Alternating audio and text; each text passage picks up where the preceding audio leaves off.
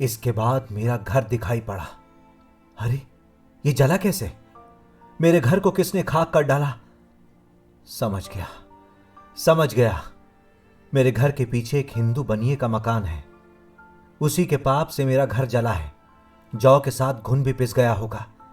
मैंने उन तस्वीरों में स्पष्ट देखा। मेरी मां घर के आंगन में बैठी थी, पहचानी नहीं जाती थी। आंखों में काले काले गड्ढे पड़ गए थे, होंठ सूख गए थे, चेहरा पीला पड़ गया था। मां की गोद में मेरा गुलाब का फूल, मेरा लख्त जिगर, मेरा लाल था।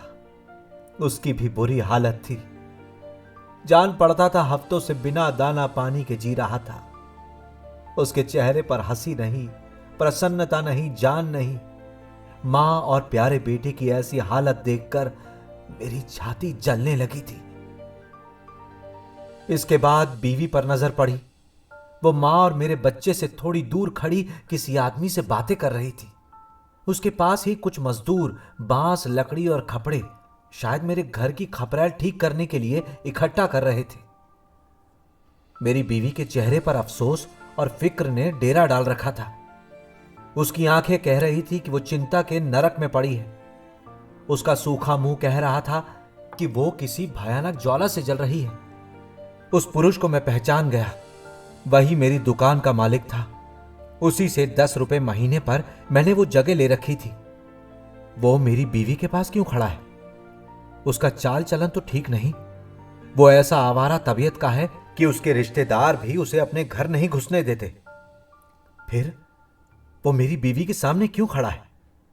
इसके बाद उसने मेरी बीवी से कहा, ये खरे सोने की जवानी, ये बेदाग हीरे की तरह हुस्न यूं ही चौपट कर देना ठीक नहीं है। यार अली की मोहब्बत, यार अली की इज्जत, उन्हीं के साथ कब्र या जन्नत में गई। अब तुम्हारा उससे कोई वास्ता नहीं है वैसे। चुप रहो, चुप रहो, मेरी बीवी ने जवाब दिया और कहा, ऐसी बात मत कहो।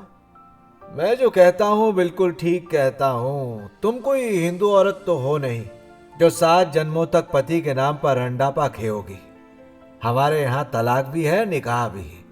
अब तुम मेरे घर को रोशन करो ना। नहीं, ये नहीं होने वाला। यही होगा। किसी का दामन नहीं पकड़ोगी तो बच्चे को, बूढ़ों को और अपने को खिलाओगी क्या? मैं तो उज्जड़ आदमी हूं, साफ साफ कहता हूं। अब वो जमाना नहीं कि कोई मजहब या गरीबी या मेहरबानी के नाम पर किसी के परिवार को बैठाकर आराम देगा। ये दुनिया तो बाजार है। पहले कुछ दो, फिर लेने के लिए हाथ पसारो। रहने दीजिए, मैं भीख मांगूंगी, पर आपकी ये बातें नहीं सुनूंगी। क्या यही सब सुनाने के लिए आप मेरी मदद करने आए हैं? क्या इसीलिए मेरे घर का छप्पर ठीक कराया जा रहा है? भीख नहीं मिलेगी मेरी जान। खूबसूरत लोगों को भीख भी मुफ्त में नहीं मिलती। तुम्हारी सास कहीं हाथ फैलाने लायक है? हैं? उसकी ज़ईफ़ी इस लायक नहीं कि वो कहीं चल फिर भी सके। तुम्हारा लड़का भी बिल्कुल 10 बरस का है। फिर तुम ही भीख मांगने जाओगी ना? तुम्हें कोई कुछ देगा नहीं। तुम्हारी जैसी भीख मांगिने पहले किसी का ईमान लेती हैं, उसके बाद भीख। मेरी बात मान लो, मेरे घर चलो।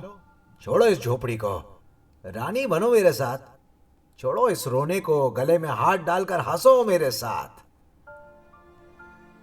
मेरी स्त्री उस मर्द के सामने से आंखें नीचे किए हटने लगी। इस पर उसने 1 रुपया जमीन पर फेंकते हुए कहा, फाका ना करना।